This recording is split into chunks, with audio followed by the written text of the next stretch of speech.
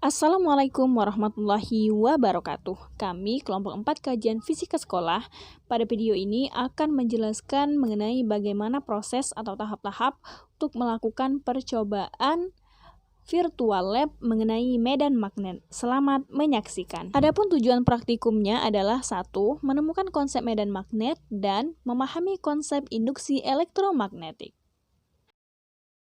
Percobaan yang pertama ini tujuannya adalah untuk mengetahui konsep dari medan magnet. Nah, teman-teman, kita pada percobaan kali ini menggunakan pet Colorado. Nah, ini sudah teman-teman bisa lihat, ini linknya. Nanti teman-teman silakan buka simulasi pet untuk laboratorium elektromagnetik Faraday. Nah, di sini kita pada percobaan pertama ini bisa kita lihat ada sebuah magnet batang dan sebuah kompas. Nah, lalu kita klik lihat bagian dalam magnet.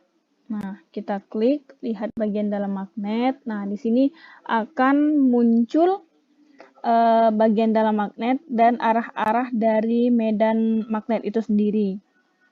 Nah, arah medan magnet itu sendiri adalah keluar dari kutub utara, atau di sini dilambangkan dengan huruf N atau North ya dalam bahasa Inggris, berwarna merah, dan keluar menuju kutub selatan yang dilambangkan dengan huruf S dengan warna putih, atau dalam bahasa Inggrisnya itu South.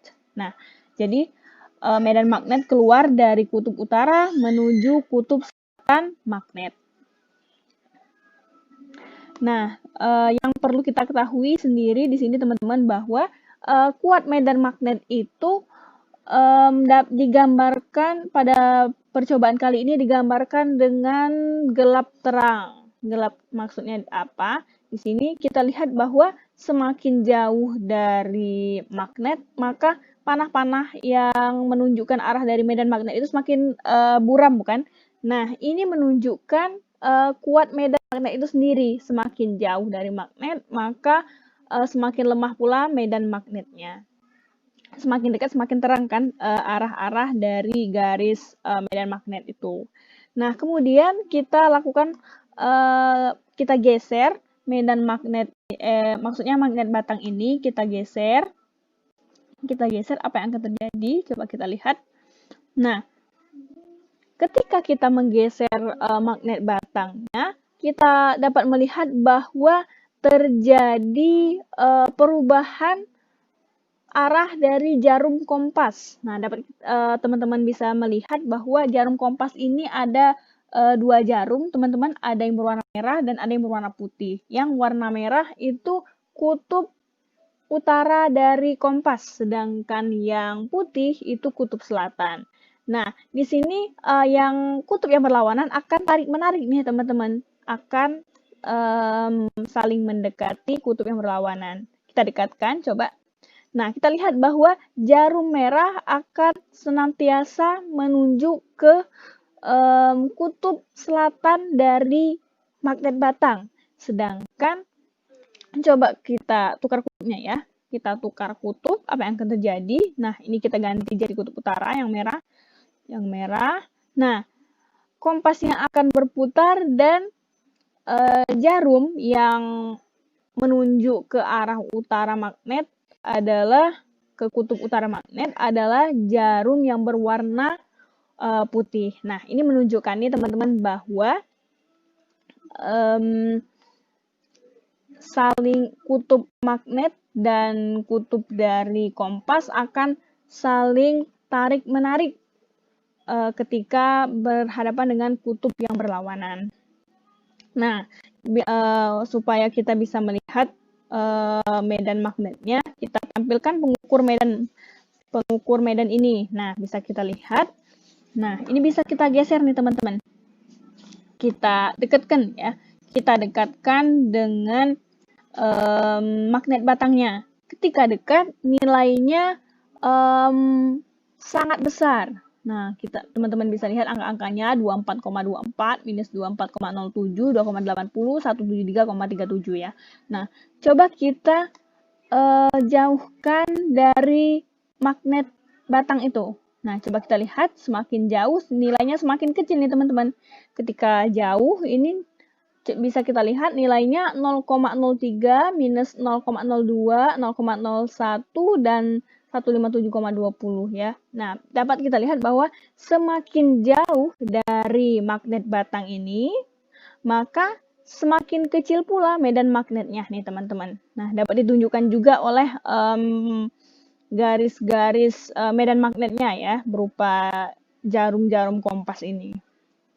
Nah, kekuatan magnet batang juga mempengaruhi nih teman-teman. Kekuatan magnet batang ini juga mempengaruhi terhadap medan magnet. Coba misalnya kita ubah kekuatan magnet batangnya hanya menjadi 10% aja coba ya. Nah, ketika kita ganti jadi 10%, enter. Nah, kita tukar kutubnya. Ketika kita tukar kutub, maka si kompas ini akan berputar secara lambat nih teman-teman. Hal ini membuktikan bahwa medan magnetnya juga semakin kecil. Nah, coba kita ganti kekuatannya menjadi 100%. Kita ganti menjadi 100%. Nah, teman-teman bisa melihat, kita tukar kutubnya dulu. Nah, kita tukar kutub. Nah, pergerakan dari kompas ini semakin cepat. Artinya, ketika kekuatan magnet batangnya kita tambah, semakin besar kekuatan medan magnet batang, maka akan semakin besar pula kuat medan magnetnya nih teman-teman. Nah, dari sini kita sudah paham bukan konsep dari medan magnet. Nah, kita lanjut ke virtual lab yang berikutnya. Oke, selanjutnya nih teman-teman kita masuk ke percobaan berikutnya untuk memahami mengenai konsep dari induksi elektromagnetik. Nah, kita coba ke aplikasinya masih sama, masih di PET simulation. Nah, tapi ini di hukum Faraday. Nah, jadi kita di sini untuk mengetahui konsep dari induksi elektromagnetik, teman-teman. Nah, teman-teman mesti ingat bahwa induksi elektromagnetik itu gejala timbulnya gaya gerak listrik karena perubahan flux magnetik. Nah, flux magnetik itu apa, teman-teman? Flux magnetik itu adalah garis-garis medan yang menembus kumparan. Nah, kumparan kayak gini, ada garis-garis yang menembusnya. Nah, kayak gini. Nah, ini adalah flux nih teman-teman. Ini yang disebut sebagai flux. Nah, kita jauhkan lagi. Kita mulai simulasinya. Nah, ketika kita dekatkan si magnet batang ini ke dalam kumparan, maka si lampu ini akan menyala. Lampu yang ini akan menyala nih teman-teman. Ketika kita dekatkan, lampunya akan menyala. Nah, namun ketika kita tidak gerakkan, kita diamkan saja magnetnya di dalam ini, maka lampunya tidak akan menyala karena tidak ada perubahan flux nih teman-teman. Perubahan flux itu terjadi apabila terjadi perubahan kuat medan magnet. Perubahan kuat medan magnet ini disebabkan oleh pergerakan dari magnet batang ini sendiri.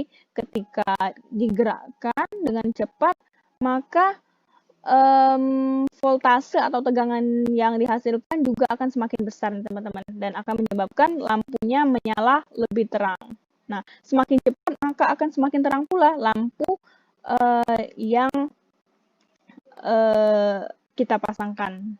Nah, kita lihat nih teman-teman, ketika kita gerak lambat maka lampunya hanya akan menyala sebentar. Nah, coba kita gerakkan lebih cepat seperti ini. Nah, maka lampunya akan menyala lebih terang dan lebih lama, teman-teman. Nah, kemudian kita bisa lihat pengaruh banyaknya lilitan terhadap tegangan, teman-teman. Di sini kita sudah punya dua kumparan, satunya dengan lilitannya lebih sedikit, yang di bawah lebih banyak. Nah, coba kita masukkan, kita dekatkan magnet batang ke kumparan yang lebih sedikit lilitannya. Nah, kita lihat bahwa nyala lampunya tidak begitu terang nih teman-teman. Ada nyala lampu tetapi tidak begitu terang. Nah, sedangkan ketika kita dekatkan dengan kumparan yang lilitannya lebih banyak, maka nyala lampunya lebih terang kan dibandingkan yang di atas tadi. Nah, ini membuktikan bahwa jumlah lilitan itu sangat mempengaruhi terhadap GGL atau gaya gerak listrik. Nah, selanjutnya percobaan yang akan kita laksanakan adalah dengan masih di simulasi PET juga, tapi ini untuk transformator atau trafo nih teman-teman. Nah, jadi di trafo ini kita punya lilitan primer, yang ini lilitan primer, lalu ada juga lilitan sekunder. Nah, yang ini lilitan sekunder. Nah, kita setel sumber arusnya itu sebagai sumber arus AC. Dan ini bisa kita atur juga untuk jumlah lilitannya, jumlah lilitan 3, 4, 2, 1. Nah, di sini saya pilih jumlah lilitannya yang maksimal, yang 4. Nah, ini adalah arus ya. Arus kita bisa atur. Kita lihat perbedaan antara arus ketika tidak ada arus dan ketika kita berikan arus. Nah, for your information juga nih teman-teman, indikatornya ini juga bisa kita ubah, mau kita lampu kayak gini lampu, atau bisa kita ganti dengan voltmeter kayak gini. Nah, tapi saya menggunakan lampu biar lebih mudah kita untuk mengamatinya. Nah, kita setel, ini agak tinggi sedikit area lilitannya.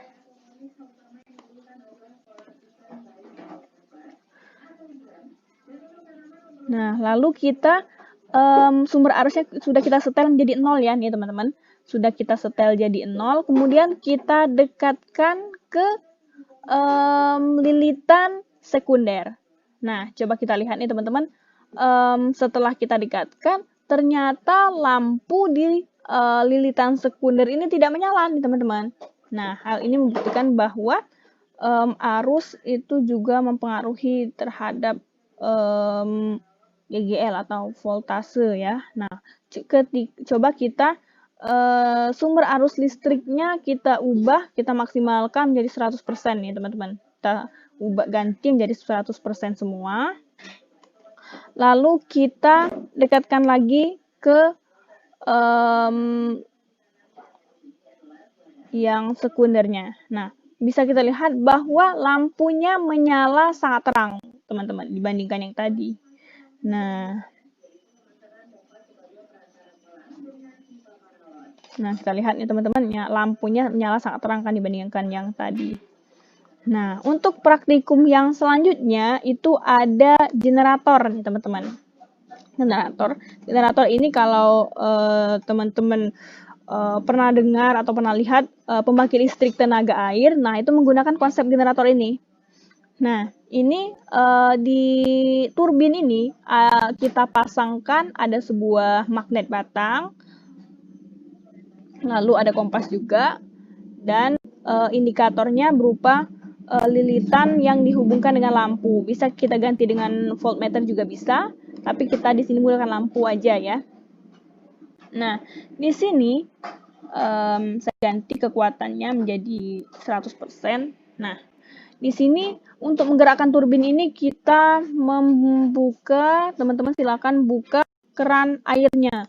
Kita buka keran airnya, bisa diatur ini seberapa besar dibukanya. Nah, coba kita di 50% dulu ya. Nah, kita lihat bahwa ketika ada magnet ini bergerak karena adanya dorongan dari air, maka kita lihat bahwa lampu ini menyala nih teman-teman. Lampunya menyala. Nah, coba kita perbesar